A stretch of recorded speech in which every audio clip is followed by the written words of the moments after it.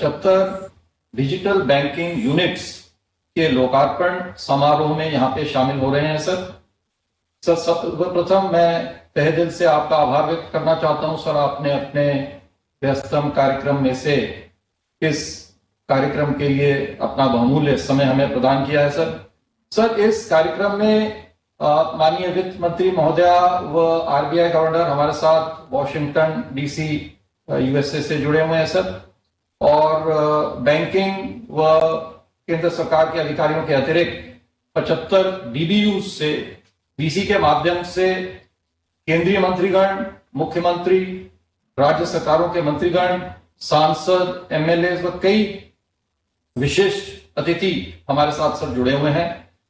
मैं सर्वप्रथम sir RBI governor महोदय से निवेदन करता हूं, जिनके दिशा निर्देश में ये पूरे कार्यक्रम डीबीयू परियोजना की परिकल्पना व रूपरेखा रखी गई है, कि वे अपना स्वागत उद्बोधन प्रदान करें। माननीय आरबीआई गवर्नर महोदय। नमस्कार। Honorable Prime Minister, Honorable Finance Minister, Honorable Ministers from Central and State Governments, Honorable Chief Ministers, Honorable Members of Parliament and Members of Legislative Assemblies, Officers from Central and State Governments, Deputy Governors of the Reserve Bank, Managing Directors and CEOs of commercial banks, dignitaries and participants from across the country, ladies and gentlemen. It is my proud privilege to welcome the Honorable Prime Minister to this event this morning, when the DBUs are being dedicated to the service of the nation. And this is happening at a time when we are celebrating Azadi Ka Amrit Mahotsav. This is a joint initiative of the Government of India, the Bank, the Indian Banks Association, and the various participating commercial banks. In recent years, digital banking has emerged as a preferred channel for delivering banking services across the country. The Reserve Bank has been taking progressive measures to improve availability of digital infrastructure from banking services. Following the announcement made in the Union Budget 2022-23 by the Honorable Finance Minister for setting up of 75 digital banking units, that is DBUs, the Reserve Bank issued the required guidelines after consulting the Indian Banks Association and the various commercial banks, and also the various experts in the field. It is heartening to note the commercial banks, both in the public and private sector, have responded very positively to this initiative. 75 DBUs, that is digital banking units, have been set up in a record 6 months' time in 75 districts spread across the country to commemorate 25 years of our independence. Our focus is to harness the benefits of technology and innovation in the banking space. The establishment of DBUs is a step to further augment the digital infrastructure in the country. This will act as an enabler in the digital ecosystem and will improve customer experience by facilitating seamless banking transactions. The DBUs will also augment our effort to promote financial inclusion by providing banking services in a paperless, efficient, safe and secure environment. The specific financial services to be provided by the DBUs include, among various other things, savings, credit, investment, and insurance. On the credit delivery front, to start with, the DBUs will provide end-to-end digital processing, small ticket, and MSME loans, starting from online applications to disbursal of the loan sanctioned amounts. DBUs will also provide services related to identified government schemes. The products and services in these units will be provided in two modes, namely self-service and assisted modes, with self-service mode being available 24/7/365 basis. The banks are also free to engage the services of digital business facilities and business correspondents to expand the footprint of the DBUs. What is very important to note in this context is that these physical units will act as a focal point for developing customer awareness and customer education about utilizing various digital facilities to do banking operations, to do banking activities including applying for loans and availing loans from the banks. In effect, this will result in greater credit penetration in our country. I take this opportunity to appreciate the commendable work done by the Indian Banks Associations, the banks which have established these DBUs, the Department of Financial Services in the Ministry of Finance, my colleagues in the Reserve Bank for their efforts in setting up these 75 DBUs in a very short span of time. I once again take this opportunity to welcome the Honorable Prime Minister, Honorable Finance Minister, and other dignitaries and all other participants to this important event. Thank you. Dhanyavad. Namaskar. Thank you sir. अब मैं माननीय वित्त मंत्री महोदया, जिनका मार्गदर्शन भी हमें इस पूरे कार्यक्रम हेतु समय समय पर मिलता रहा है, उनसे निवेदन करूंगा कि वे अपना उद्बोधन हमें प्रदान करें। फाइनेंस मिनिस्टर महोदय। Namaskar. Respected Prime Minister, Cabinet colleagues, Governor of Reserve Bank of India, Chief Ministers, Deputy Chief Ministers, Governors, Lieutenant Governors, and other dignitaries. Deploying technology to achieve development goals is the hallmark of our government. When in 2014, the Prime Minister Jan Dhan Yojana was launched, it was soon followed by mobile and Aadhaar integration, leading to DBT, Mudra, and many more. Financial inclusion was deepened and furthered through the flood of digital payment options. India's National Payment Corporation is fast finding inroads in several other countries as well. Digital identities, digital payments, digital transactions, account aggregators, open network for digital commerce have emerged, and very swiftly at that, even despite COVID-19. Even more interesting is the level of acceptance common Indian people have shown in adapting to technology-driven financial inclusive schemes of Government of India. During Amrit Kaal, Honorable Prime Minister, sharing your vision for greater use of technology and getting digital banking into India, the scheduled commercial banks are establishing 75 digital banking units in 75 districts of our country. DBUs will enable people who do not have a personal computer, who do not have a laptop, or do not have even a smartphone to be able to access banking services. They can do it digitally and without a paper in hand, meaning in a paperless mode. For those who are not even tech savvy, there is a mode where they can be facilitated to avail of these paperless services. As the Reserve Bank Governor explained, they will be paperless. The operations will be 24/7 available. Din Raat services pure available rahe.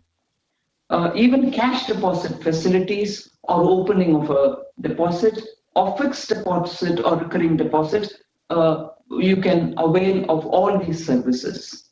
Government's credit-linked schemes through the Jan Samarth portal will also be available for ordinary users. MSME and retail businesses can benefit out of it. As was explained, financial literacy can be promoted through these units. financial inclusion and digital banking go another mile in achieving greater digitizing and formalizing of Indian economy. I urge all the representatives who are present here today to spare at least some time each day to promote literacy, financial literacy, digital education for the bank customers and for all those business units which are small in your neighborhood. Popularizing digital banking is important. Also, the most important aspect is that it is going to be cost effective for the consumer. It is going to be absolutely safe and secure for them to use it. These thoughts will have to be promoted by the bank agents, meaning banking agents, banking correspondents, bank managers, and all officials, so that greater formalization of the Indian economy can be achieved. And finally, I congratulate the RBI and the Indian Bank Association for very speedily implementing this in a very efficient manner. I am sure that our collective efforts, the DBUs, will go a long way in giving further impetus to digital banking in India and help our economy to move towards a cashless and inclusive economy. Dhanyavad. Thank you ma'am. अब मैं माननीय प्रधानमंत्री जी से निवेदन करता हूं कि वे सांकेतिक बटन दबाकर डीबीयूज का लोकार्पण करें, वह हमें अनुग्रहित करें। माननीय प्रधानमंत्री जी।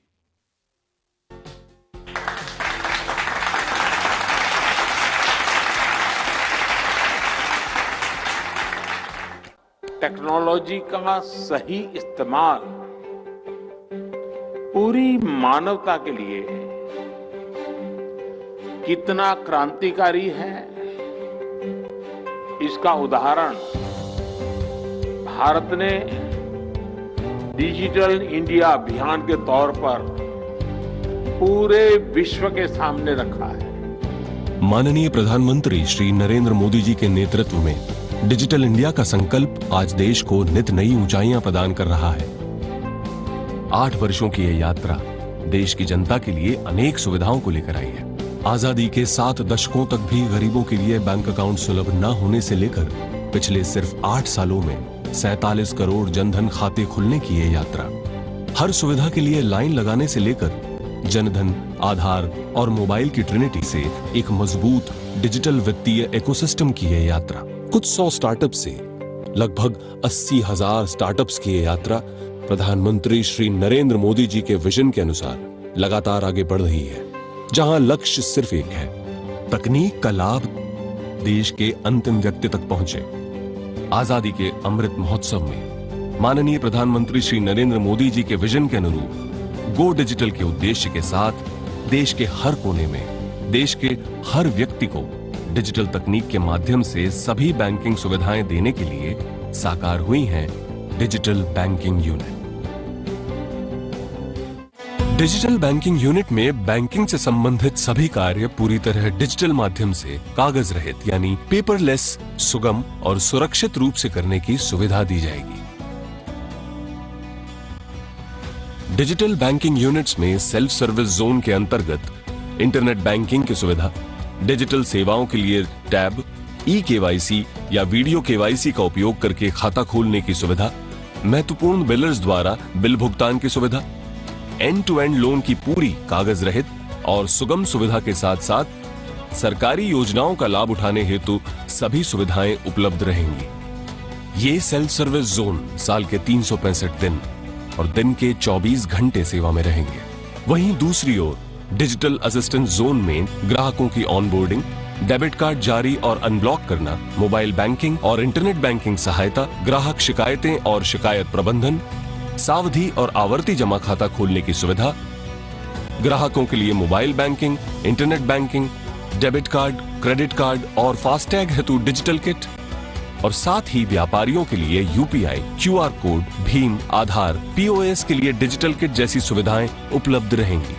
डिजिटल बैंकिंग यूनिट देश के डिजिटल क्रांति में एक महत्वपूर्ण हिस्सा बनेगा और देश की जनता को सुगम, सुरक्षित और कागज रहित बैंकिंग का अनुभव देकर देश में डिजिटल बैंकिंग के प्रयोग को बढ़ावा देगा। इस विश्वास के साथ इस महान देश और हर भारतीय को इस स्वर्णिम अवसर पर माननीय प्रधानमंत्री श्री नरेंद्र मोदी जी द्वारा डिजिटल बैंकिंग यूनिट्स समर्पित है।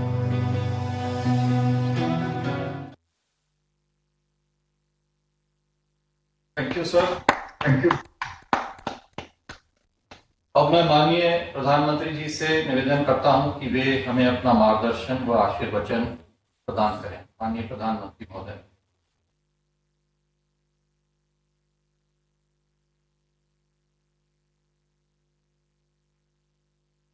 वित्त मंत्री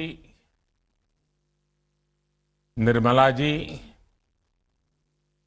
केंद्रीय मंत्रिमंडल के मेरे अन्य सहयोगी गण, RBI governor,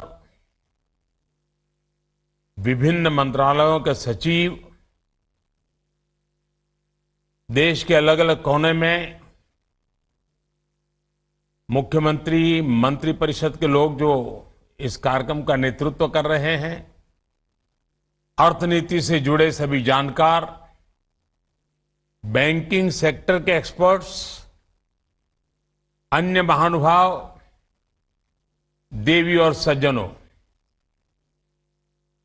75 digital banking units, इसके शुभारंभ के इस अवसर पर सभी देशवासियों को हार्दिक शुभकामनाएं। आज देश डिजिटल इंडिया के सामर्थ्य का फिर एक बार साक्षी बन रहा है।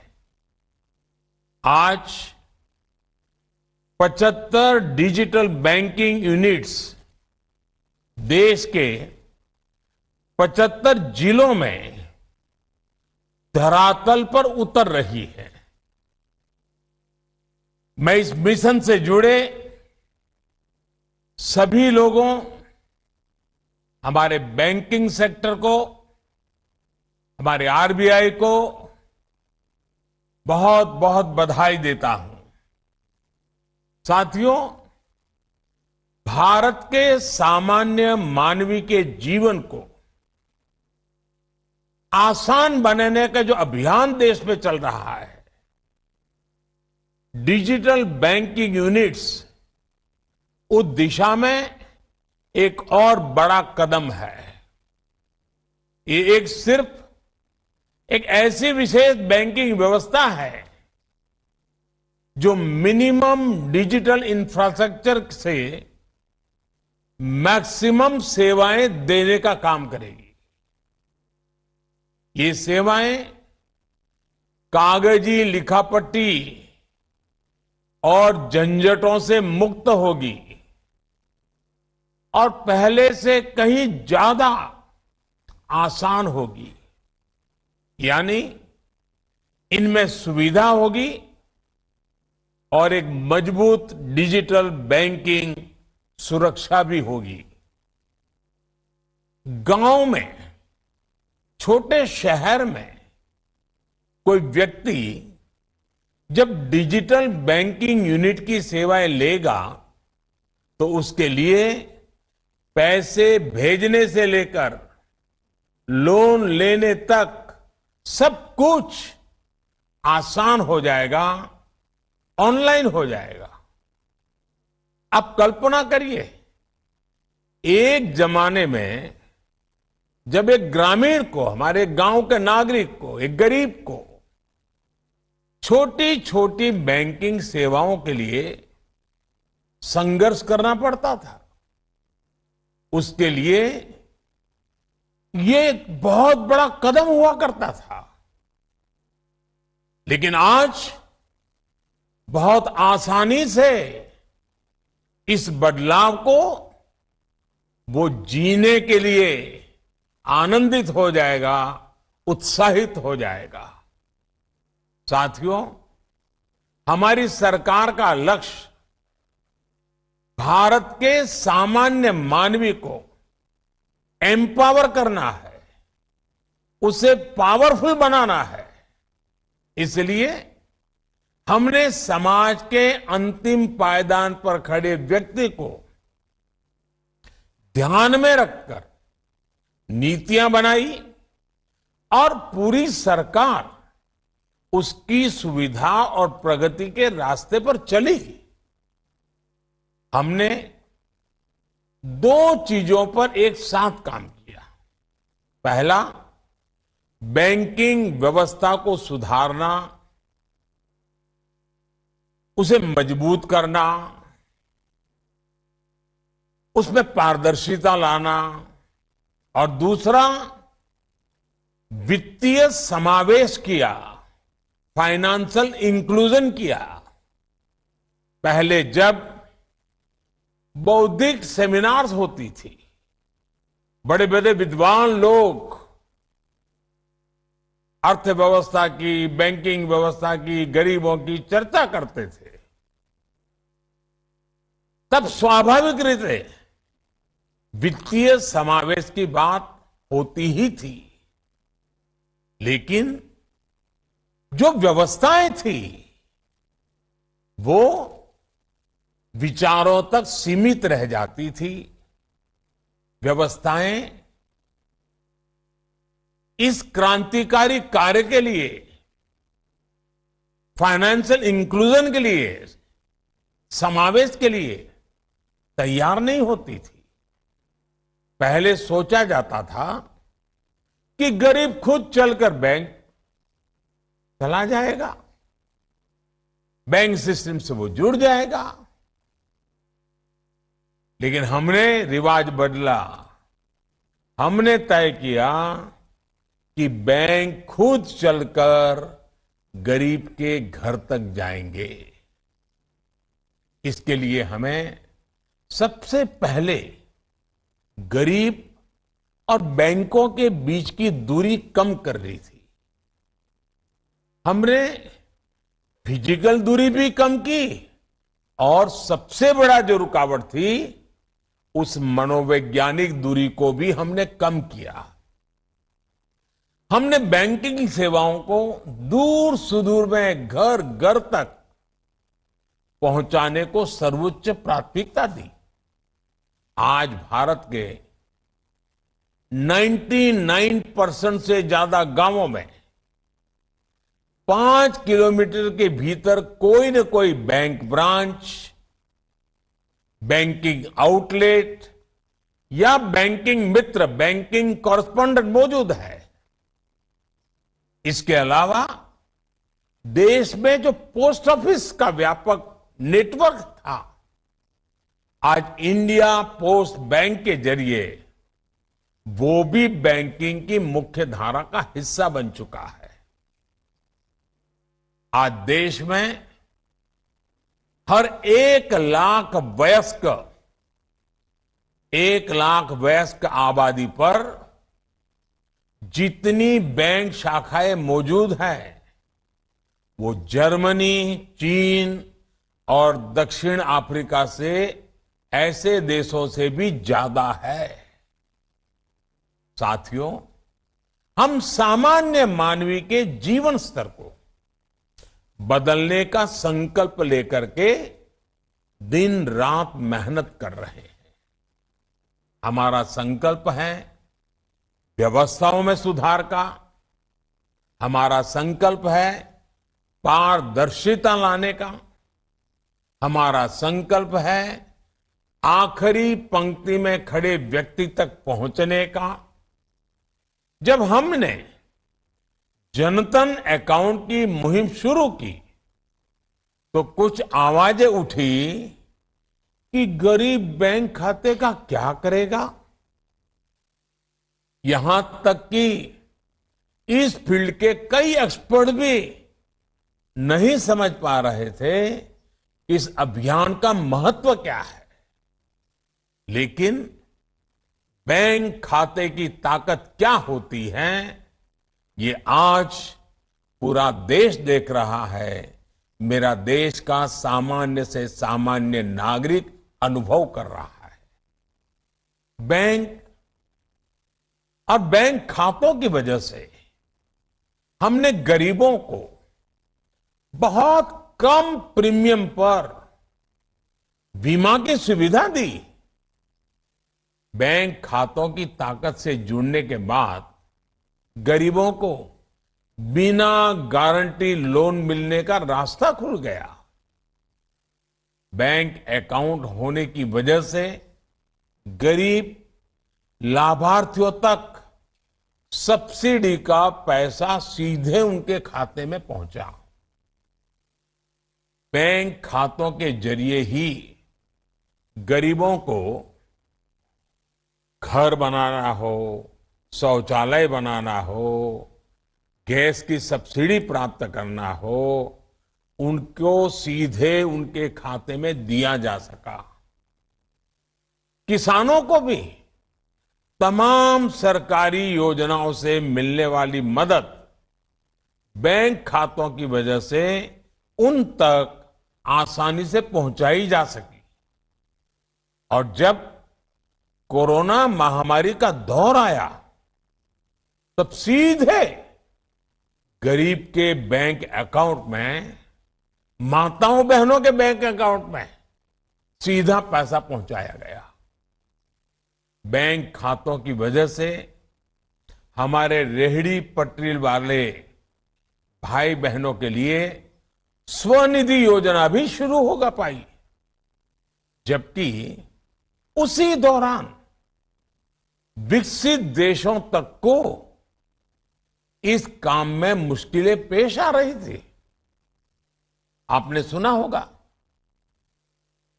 अभी अभी आईएमएफ ने भारत के डिजिटल बैंकिंग इंफ्रास्ट्रक्चर की भूरी भूरी प्रशंसा की है। इसका श्रेय भारत के गरीबों, भारत के किसानों और भारत के मजदूरों को जाता है, जिन्होंने नई तकनीकों को हिम्मत के साथ, समझ के साथ अपनाया, उसे अपने जीवन का हिस्सा बनाया। साथियों, वित्तीय भागीदारी जब डिजिटल भागीदारी से जुड़ जाती है तो संभावनाओं का एक नया विश्व खुलने लग जाता है। यूपीआई जैसा बड़ा उदाहरण हमारे सामने है और भारत इसके लिए गर्व करता है। यूपीआई अपने तरह की दुनिया की पहली टेक्नोलॉजी है, लेकिन भारत में आप इसे शहर से लेकर गांव तक, शोरूम हो या सब्जी का ठेला, हर जगह आप उसे देख सकते हैं। यूपीआई के साथ ही अब देश के जन सामान्य के हाथों में रुपे कार्ड की ताकत भी है। एक समय था जब क्रेडिट या डेबिट कार्ड एक एलिट व्यवस्था मानी जाती है, बड़े समाज के रईसों की व्यवस्था मानी जाती थी। कार्ड भी विदेशी होते थे, उन्हें इस्तेमाल करने वाले भी बहुत गिने चुने लोग होते थे और उनका इस्तेमाल भी वैसी ही चुनिंदा जगहों पर ही होता था। लेकिन आज भारत में 70 करोड़ से ज्यादा रुपे कार्ड सामान्य मानवी के पास है। आज भारत का स्वदेशी रुपे कार्ड दुनिया भर में स्वीकार किया जा रहा है। टेक्नोलॉजी और इकोनॉमी का ये जोड़ एक और गरीब की गरिमा और मध्यम वर्ग को बहुत बड़ी ताकत दे रहा है, तो साथ ही देश के डिजिटल डिवाइड को, उसे भी खत्म कर रहा है। साथियों, जैम यानी जनधन, आधार और मोबाइल की त्रिशक्ति ने मिलकर एक बड़ी बीमारी का इलाज भी किया है। ये बीमारी है भ्रष्टाचार की बीमारी है। पैसे ऊपर से चलते थे, लेकिन गरीब तक पहुंचते पहुंचते गायब हो जाते थे। लेकिन अब डायरेक्ट बेनिफिट ट्रांसफर यानी डीबीटी के जरिए पैसा जिसके नाम से निकलता है उसके खाते में पहुंचता है, उसी समय पहुंचता है। अलग अलग योजनाओं में अब तक डीबीटी के जरिए 25 लाख करोड़ रुपए से ज्यादा की राशि ट्रांसफर की जा चुकी है। और मैं कल देश के करोड़ों किसानों को वैसे ही 2,000 रुपए वाली किस्त भेजने वाला हूं। भाइयों और बहनों, भारत की इस डीबीटी और डिजिटल ताकत को आज पूरी दुनिया सराह रही है। हमें इसे आज एक ग्लोबल मॉडल के रूप में देखा जा रहा है। वर्ल्ड बैंक तो अब यहां तक कह रहा है कि भारत डिजिटाइजेशन के जरिए सामाजिक सुरक्षा निश्चित करने के मामले में लीडर बन चुका है। टेक्नोलॉजी वर्ल्ड के सफलतम लोग भी, टेक्नोलॉजी की दुनिया के जो महारथी हैं, वे लोग भी भारत की इस व्यवस्था की भरपूर सराहना कर रहे हैं। उसकी सफलता से वे स्वयं भी अचंभित है। भाइयों और बहनों, आप कल्पना करिए, जब डिजिटल भागीदारी और आर्थिक भागीदारी की इतनी ताकत है, तो दोनों की 100% क्षमता के इस्तेमाल से हम अपने देश को किस ऊंचाई तक ले जा सकते हैं। इसलिए आज फिनटेक भारत की नीतियों के, भारत के प्रयासों के केंद्र में है और भविष्य को दिशा दे रहा है। डिजिटल बैंकिंग यूनिट्स फिनटेक के इस सामर्थ्य को नया विस्तार देगी। जनधन खातों ने अगर देश में फाइनेंशियल इंक्लूजन की नींव रखी थी, तो फिनटेक फाइनेंशियल रिवॉल्यूशन का आधार तैयार करेंगे। साथियों, अभी हाल ही में भारत सरकार ने ब्लॉकचेन टेक्नोलॉजी पर आधारित डिजिटल करेंसी शुरू करने की घोषणा भी की है। आने वाले समय में डिजिटल करेंसी हो या आज के समय में डिजिटल ट्रांजैक्शंस, अर्थव्यवस्था के अलावा भी इनसे कई अहम पहलू जुड़े हैं। उदाहरण के तौर पर करेंसी छापने में जो खर्च आता है, देश का वो पैसा बचता है। करेंसी के लिए पेपर और इंक हमें विदेशों से मंगाते हैं। डिजिटल इकोनॉमी के जरिए हम इससे भी बच रहे हैं। ये एक अलग तरह से आत्मनिर्भर भारत में भारत की बैंकिंग सेक्टर का, हमारे आरबीआई का बहुत बड़ा योगदान मैं मानता हूं। साथ ही कागज की खपत कम होने से पर्यावरण को भी एक बड़ा लाभ होगा। साथियों, बैंकिंग आज वित्तीय लेन देन से कहीं आगे बढ़कर गुड गवर्नेंस और बेटर सर्विस डिलीवरी का भी एक माध्यम बन चुकी है। आज इस व्यवस्था ने प्राइवेट सेक्टर और लघु उद्योगों के लिए भी ग्रोथ की असीम संभावनाओं को जन्म दिया है। आज भारत में ऐसा शायद ही कोई क्षेत्र हो जिसमें टेक्नोलॉजी के जरिए प्रोडक्ट और सर्विस डिलीवरी एक नया स्टार्टअप इकोसिस्टम न बन रहा हो।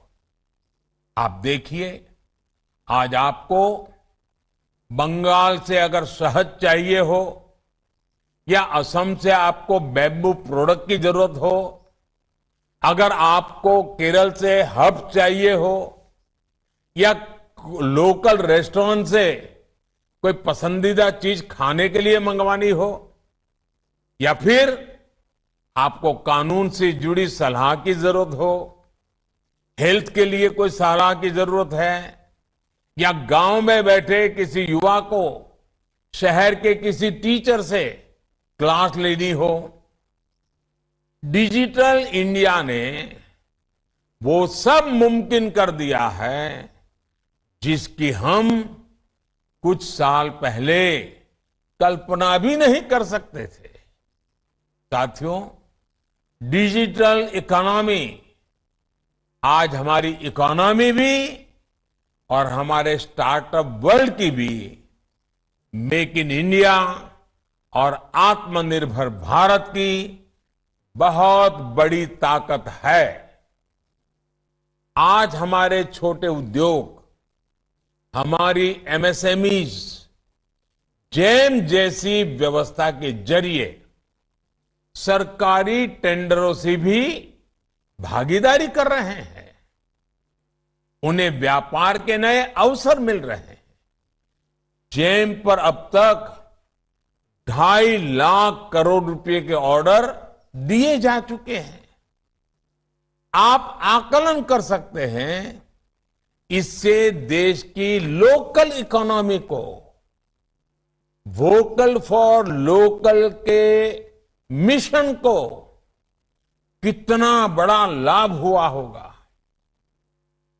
डिजिटल बैंकिंग यूनिट्स के जरिए इस दिशा में अब कई और नए अवसर पैदा होंगे।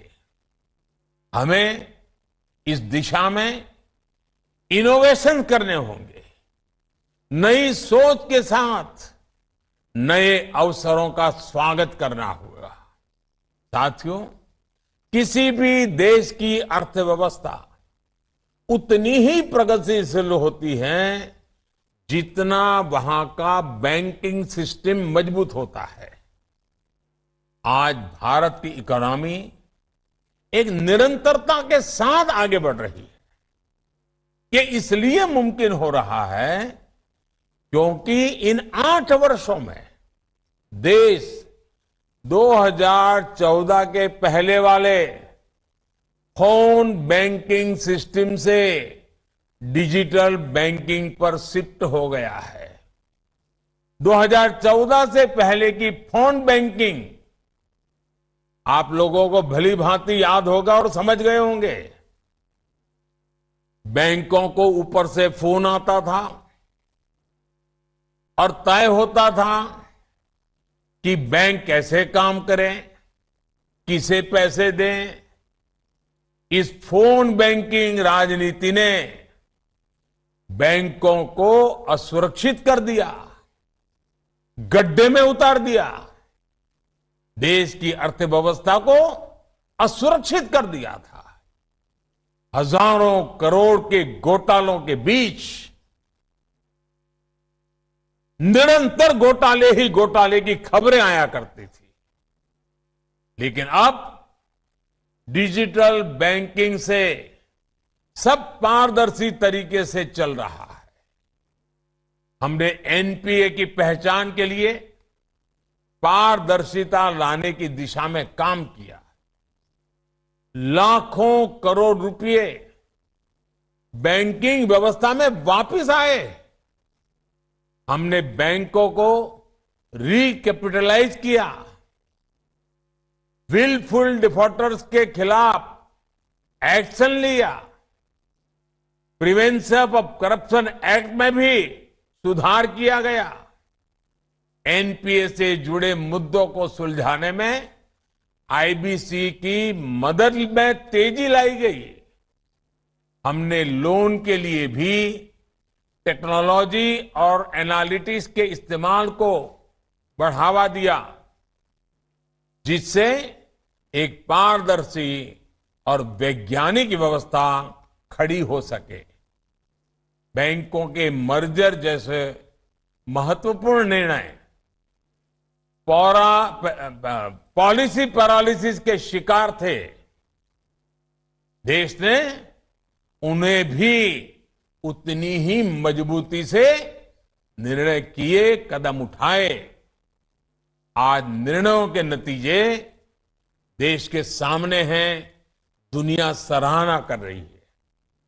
डिजिटल बैंकिंग यूनिट जैसी नई शुरुआत और फिनटेक के इनोवेटिव इस्तेमाल के जरिए अब बैंकिंग व्यवस्था के लिए एक नई सेल्फ ड्रिवन मैकेनिज्म तैयार हो रहा है। हम इससे उपभोक्ताओं के लिए जितनी ऑटोनॉमी है, बैंकों के लिए भी उतनी ही सुविधा और पारदर्शिता है। मैं चाहूंगा इस तरह की व्यवस्थाओं को कैसे और व्यापक बनाया जाए, कैसे इसे लार्ज स्केल पर आगे बढ़ाया जाए। इस दिशा में सभी स्टेक होल्डर्स काम करें। हमारे सभी बैंक ज्यादा से ज्यादा लोगों को डिजिटल व्यवस्थाओं से जोड़ने का टारगेट रखें। एक आग्रह मैं आपसे करना चाहता हूं, खास करके मेरे बैंकिंग सेक्टर के लोगों से कहना चाहता हूं, और बैंकों से जुड़े हुए गांव-गांव फैले हुए छोटे जो कारोबारी है, छोटे व्यापारी है, आप दोनों से मेरा आग्रह है। और जब आजादी का अमृत काल है, मैं आपसे देश के लिए यह आग्रह करके मैं आशा करता हूं कि आप इसको पूरा करेंगे। क्या हमारे बैंक और हमारे छोटे व्यापारी मिल करके क्या हम एक काम कर सकते हैं? क्या हमारे बैंक जो बैंक ब्रांच है, चाहे शहर हो या गांव हो, वो अपना जो उनका क्षेत्र है, उस क्षेत्र के कम से कम 100 व्यापारी, मैं ज्यादा नहीं कह रहा हूं, सिर्फ 100 व्यापारी वो पूरी तरह डिजिटल लेन देन वाली व्यवस्था, 100% डिजिटल लेन देन वाली व्यवस्था अगर हमारे 100 व्यापारी आपके साथ जुड़ के कर लें, तो आप कल्पना कर सकते हैं कितना बड़ा रिवॉल्यूशन का हम फाउंडेशन तैयार कर देंगे। भाइयों बहनों, ये देश के लिए एक बहुत बड़ी शुरुआत हो सकती है। मैं आग्रह कर सकता हूं, इसका लिए कोई कानून नहीं बना सकता, नियम नहीं बना सकता, और जब आप उसका फायदा देखेंगे ना, फिर मुझे दोबारा 100 के 200 करने के लिए किसी को नहीं समझाना पड़ेगा। साथियों, हर एक ब्रांच 100 व्यापारियों को अपने साथ जोड़ने का लक्ष्य रखे। आज जनधन अकाउंट की जो सफलता है ना, उसका मूल कारण बैंक ब्रांच में बैठे हुए हमारे छोटे मोटे जो साथी है, हमारे मुलाजिम है, उन्होंने उस समय जो मेहनत की, गरीब की झोपड़ी तक जाते थे, सैटरडे संडे भी काम करते थे, उसके कारण जनधन सफल हुआ। उस समय जिन जिन बैंक के हमारे साथियों ने जनधन को सफल किया, आज देश उसकी ताकत देख रहा है। अगर आज जो बैंकिंग व्यवस्था को देखते हैं, जो ब्रांच को संभालते हैं, वो अपने क्षेत्र के, अपनी बैंक के कमांड एरिया के 100 व्यापारियों को प्रेरित करें, एजुकेट करें, उनको जोड़ें, आप एक बहुत बड़े रिवॉल्यूशन के नेतृत्व आपके हाथ पे होगा। मुझे विश्वास है ये शुरुआत हमारे बैंकिंग सिस्टम और इकोनॉमी को एक ऐसे मुकाम पर ले जाएगा जो फ्यूचर रेडी होगा और ग्लोबल इकोनॉमी को लीड करने की काबिलियत रखेगा। इसी शुभकामनाओं के साथ मैं भारत के वित्त मंत्री, भारत का वित्त मंत्रालय, हमारे आरबीआई गवर्नर, आरबीआई की टीम, हमारे बैंकिंग सेक्टर से जुड़े हुए सभी छोटे मोटे साथी, आज आप सब मेरी तरफ से बहुत बहुत अभिनंदन के अधिकारी हैं, क्योंकि आपने देश को एक बहुत बड़ी सौगात दी है और देश के वासियों को भी इस अनमोल सौगात के लिए, दिवाली के पूर्व इस महत्वपूर्ण सौगात के लिए और आजादी के 75 साल और 75 डिजिटल बैंकिंग यूनिट अपने आप में सुभग संयोग है। बहुत बहुत शुभकामनाएं, बहुत बहुत धन्यवाद।